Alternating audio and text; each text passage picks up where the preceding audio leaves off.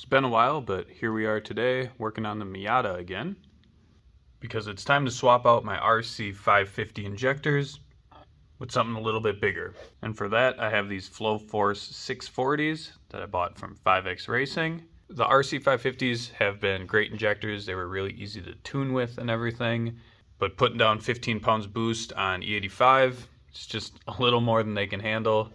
And instead of running like 13 pounds of boost, which they seem to be able to handle, it's still pretty high on the duty cycle, but it works. Instead of doing that, I just got a little bit bigger injectors to try and make the 15 pounds work. So let's get to it. So obviously these injectors come with everything you need. You got your plug and play pigtails, top hat filters, which will fit into the top hats. You got the gasket for the bottom where it goes into the engine. Got the O-rings for the top where it goes into the fuel rail. And the fuel rail spacers, as well as some lube to help put it all together. So the injectors come disassembled, a little bit at least, where you got to put the top hat and the filter and the O-rings on. So let's do that. Crack open your super lube. Put a little bit on that O-ring. Grab one of the top hat pieces. Then grab your O-ring. Put a little bit of lube on this lip right here. Pop that on. Then grab the top hat filter. Put a little bit of lube up top of the injector. Take your filter and press it in. Grab your bottom cushion. And now this injector is ready to go into the car. While you're building your injectors, make sure that you look at the parts that you got. There was some metal shavings stuck in one of these still. You definitely don't want that getting stuck in your injector or, I don't know, somehow making it through the injector and being in the engine. There is also a shaving still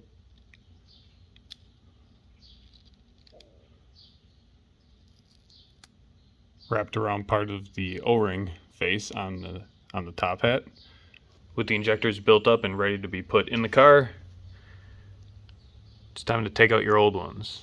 Before we can do anything else, we're going to have to make enough room to get the fuel rail off, to get the old injectors out, put the new ones in. Going to start by taking off this brick right here with an 8mm. I'm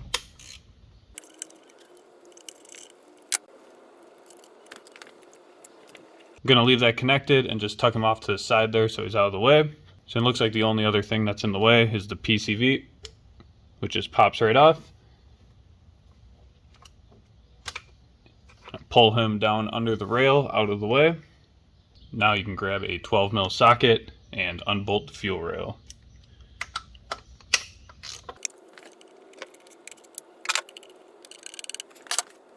So there is little spacers in here. You want to try not losing those when you pull the bolt out.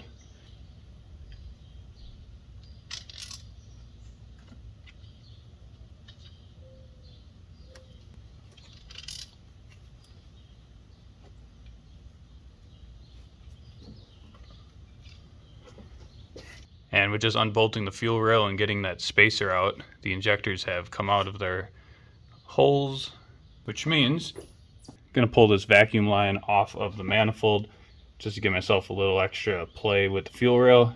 You can pull the fuel rail up and then one at a time slide your old injectors out. And of course your fuel rail is full of fuel, so have a rag on hand.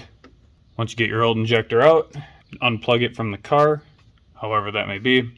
And these RC injectors had a little pigtail to make them plug and play, so that was nice, which means my harness is still the stock NA Miata fuel injector connector. And then we can do that same thing to the other 3 injectors.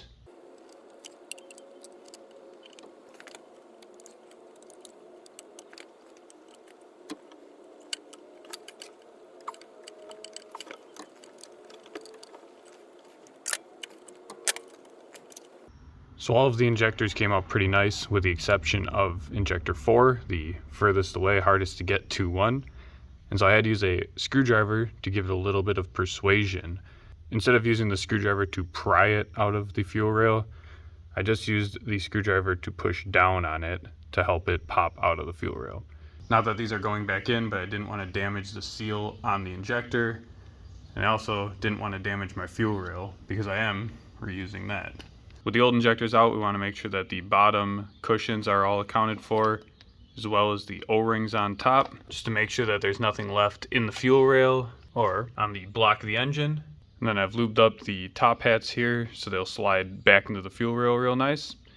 We can go install all 4 of these new injectors. I'm going to start by taking my new pigtails and plugging them into each injector, and then setting the injector down in its new home.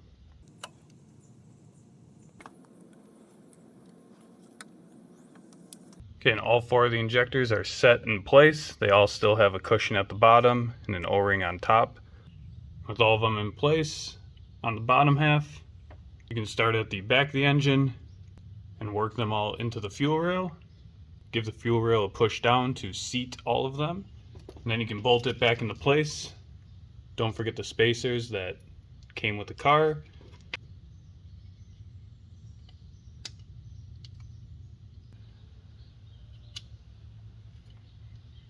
Spacer that came with the injectors. Slide the bolt in it, so that way none of that falls apart, and do the same to the bolt in the back. With all those spacers in the front and the back, you can tighten down your fuel rail. Before we tighten up the fuel rail for good, we want to make sure one more time that all the injectors are correctly in their cushions and that the top hat is touching the fuel rail, so that way we know that they're all the way in. And then you can torque down the fuel rail. Okay, with that all in, we can plug this vacuum line back on.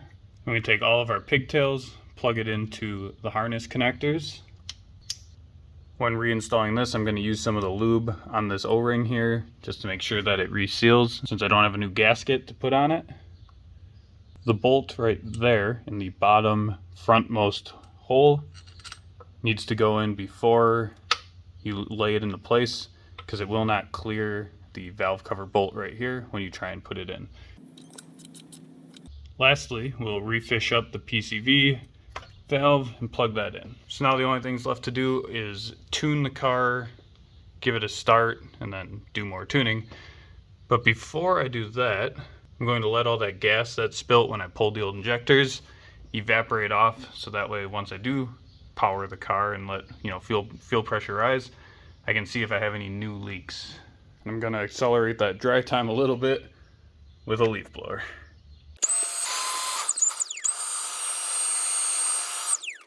All right, time to start the car, or time to turn the key on. So with the key on, we have fuel pressure. Doesn't look like anything's leaking. So I guess I'm good to start the car. I'm going to leave the tuning out of this video because honestly I have no idea what I'm doing. I have been turboed now for like 6 years and I've tuned it myself and it hasn't blown up, but doesn't mean I trust myself enough to tell you guys what to do. Alright, and with that, enjoy your new injectors.